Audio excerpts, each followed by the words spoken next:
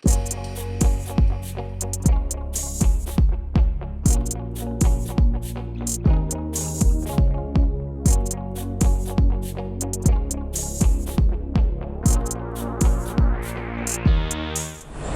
friends, welcome to Pebbles. நான் உங்கள் கோபி சுதா கோவை சமையல்.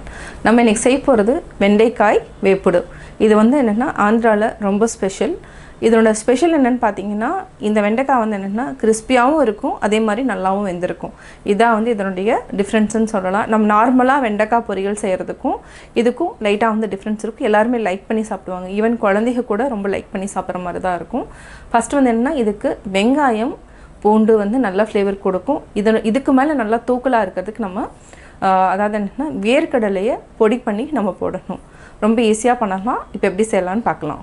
நம்ம வெண்டைக்காய் வேப்புடுக்கு ஃபஸ்ட்டு வந்து என்ன பண்ணியிருக்கிறோன்னா பச்சை வேர்க்கடலையை நல்லா வறுத்து வச்சுருக்கிறோம். அதாவது 50 to 60 கிராம்ஸ் அளவுக்கு நம்ம வந்து வேர்க்கடலையை வறுத்துருக்குறோம். அதாவது வறுத்த வேர்க்கடலை, அதாவது உப்பு இல்லாத வேர்க்கடலையும் நம்ம யூஸ் பண்ணலாம். நான் வந்து பச்சை வேர்க்கடலையை உப்பு சேர்க்காமல் நம்ம நல்லா வறுத்து வச்சுட்டோம். இது வந்து என்னென்னா நம்ம கிரைண்டிங் வந்து என்னென்னா சும்மா ஒரு கோர்ஸ் மாதிரி கிரைண்ட் பண்ணிக்கலாம்.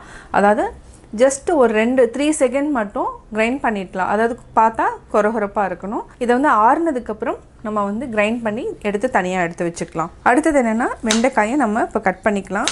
வெண்டைக்காயை நம்ம கட் பண்ணிட்டோம். இந்த சைஸில் நம்ம கட் பண்ணிக்கலாம். இது கூட நம்ம வந்து என்னென்னா பூண்டு வந்து ஃப்ளேவர் கொடுக்கும், அது டேஸ்ட்டாகவும் இருக்கும். இதுவும் நம்ம பொடி பொடியாக கட் பண்ணிக்கலாம், இல்லைனா தட்டியும் நம்ம சேர்த்துக்கலாம். அது நம்ம ஆப்ஷனல் தான்.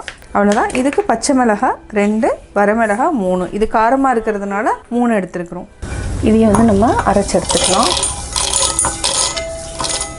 வேர்க்கடலை நம்ம தோல் எடுத்துடலாம், இல்லைனா தோலோடையும் நம்ம அரைச்சிக்கலாம்.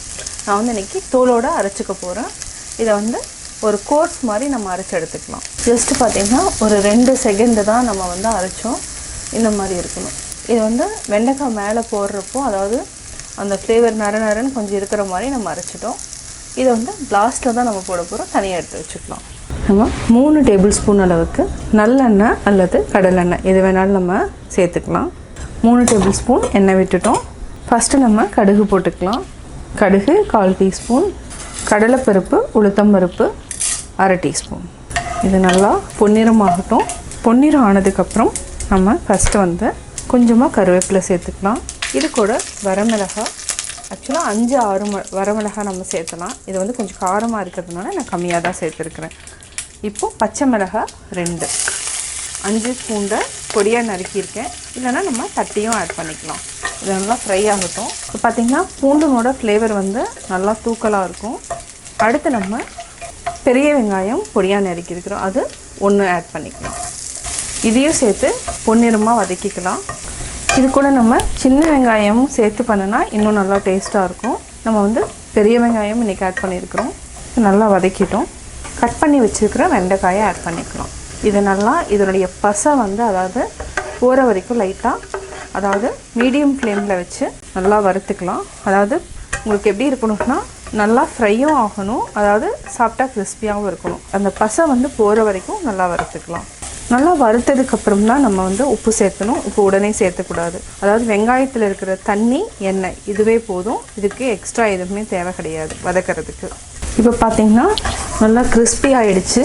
இதனோட பசை எல்லாமே, வெண்டைக்காயோட பசை எல்லாமே இப்போ இல்லை. இந்த ஸ்டேஜில் நம்ம தேவையான அளவு உப்பு, மஞ்சள் தூள், ஒரு 1/4 டீஸ்பூன் அளவுக்கு நம்ம மிளகாத்தூள் ஆட் பண்ணிக்கலாம். இதையும் சேர்த்து நல்லா ஃப்ரை பண்ணிக்கலாம். இப்போ நல்லா வதக்கிட்டோம். அதாவது உப்பு, மஞ்சள் தூள், மிளகாத்தூள் இதனோட பச்சை வாசமும் ஓரளவுக்கு நல்லா ஃப்ரை பண்ணியாச்சு. அதாவது 1 நிமிஷம் வரைக்கும் நம்ம நல்லா வதக்கிக்கலாம். கடைசியாக நம்ம அரைச்சி வச்சுருக்கிற வேர்க்கடலை பொடியை ஆட் பண்ணிக்கலாம். இதை நல்லா மிக்ஸ் பண்ணி விடுங்க. வெண்டைக்காய் வேப்புடு தயிர் சாதம், ரச சாதம், சாம்பாருக்கு ஒரு நல்ல காம்பினேஷன். அதாவது குழந்தைகளுக்கும் ரொம்ப பிடிக்கும். அதாவது வேர்க்கடலையில் அதாவது அந்த ஃப்ளேவர் வந்து நல்லா வந்து ஒரு டேஸ்ட்டு கொடுக்கும். இது எல்லாத்துக்குமே பிடிக்கும். நல்லா வதக்கிட்டோம். இப்போ நம்ம கொத்தமல்லி தழை லைட்டாக தூவிட்டு இதையும் சேர்த்து நல்லா ஒரு வதக்கிட்டு இப்போ நம்ம கேஸ் ஆஃப் பண்ணிக்கலாம். இந்த கடாயினோட சூடே போதும், நல்லா வதங்கிடும். இதை பார்த்திங்கன்னா நல்லா கிறிஸ்பியாகவும் இருக்கும்.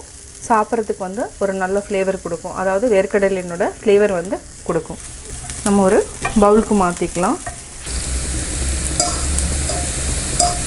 சுவையான வெண்டைக்காய் வேப்புடு ரெடி. வெண்டைக்காய் வேப்புடு எப்படி செஞ்சுங்கிறத பார்த்தீங்க.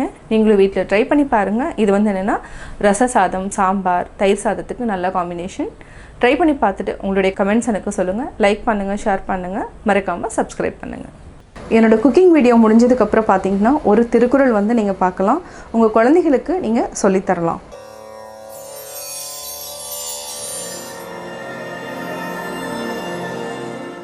செவிக்குணவில்லாத பொழுது சிறிது வயிற்றுக்கும் ஈயப்படும்.